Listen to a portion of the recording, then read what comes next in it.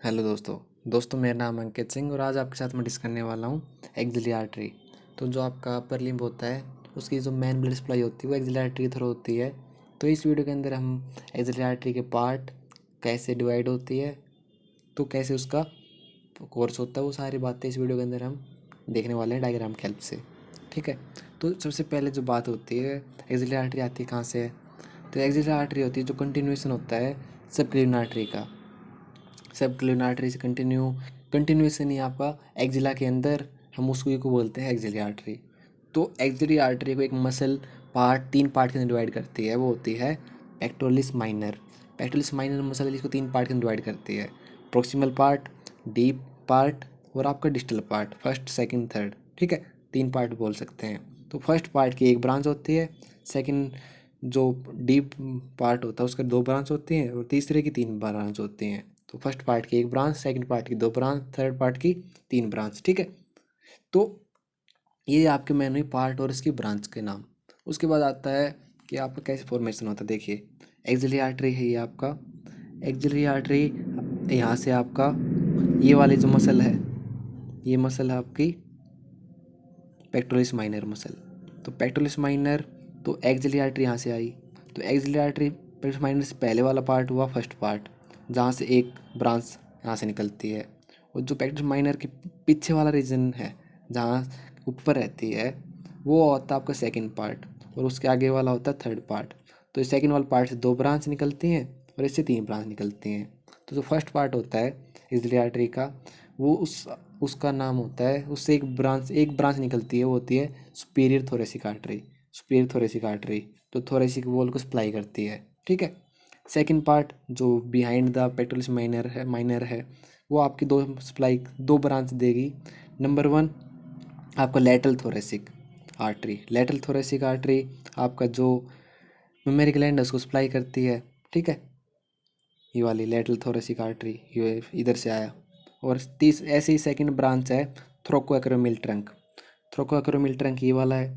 ठीक है, ये कौन सी ब्रांच देता है, acromial branch, pectoral branch p, c से आपका क्लेविकुलर ब्रांच और डी से डेल्टोइड आपका डेल्टोइड ब्रांच। ठीक है, ये a for acromial branch, p for pectoral branch, c for clavicular branch और डी फॉर डेल्टोइड ब्रांच।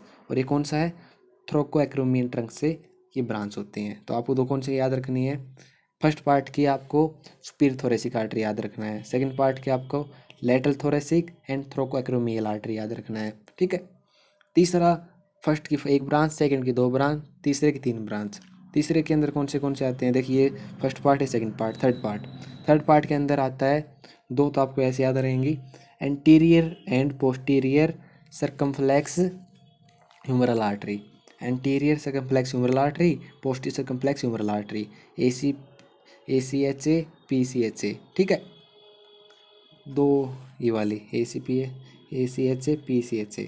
तीसरा आता है आपका सब स्कैपुलर आर्टरी, जो तीसरी ब्रांच है थर्ड पार्ट की वो आती है आपका सब स्कैपुलर, ये वाली सब स्कैपुलर आर्टरी आपका थर्ड ब्रांच का नाम है, जो आपका third part of axillary artery से निकलती है।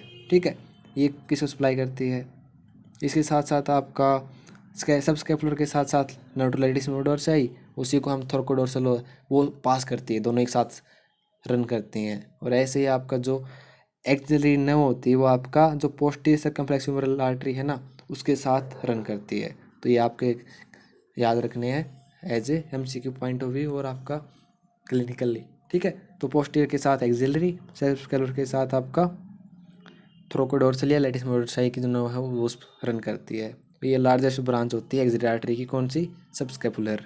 ठीक है, तो ये ऐसे आपको याद रखना है कि कैसे कैसे इसका सप्लाई होता है।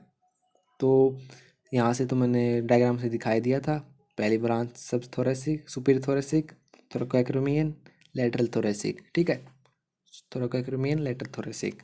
ऐसे ही थर्ड पार्ट के अंदर एंटीरियर सर्कमफ्लेक्स, पोस्टीरियर सर्कमफ्लेक्स। ठीक है, पोस्टीरियर सर्कमफ्लेक्स के अंदर जो बताया था कि एक्सिलरी नर्व इसके साथ पास करती है।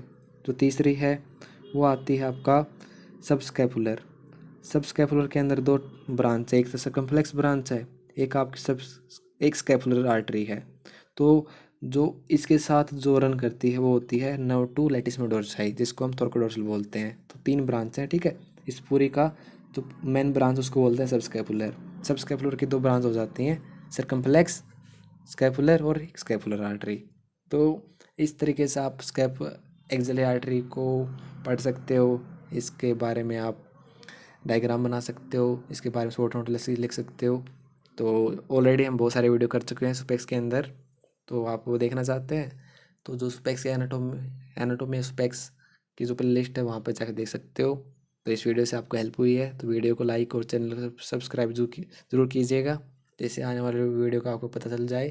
तो देखने के लिए थैंक यू, बाय।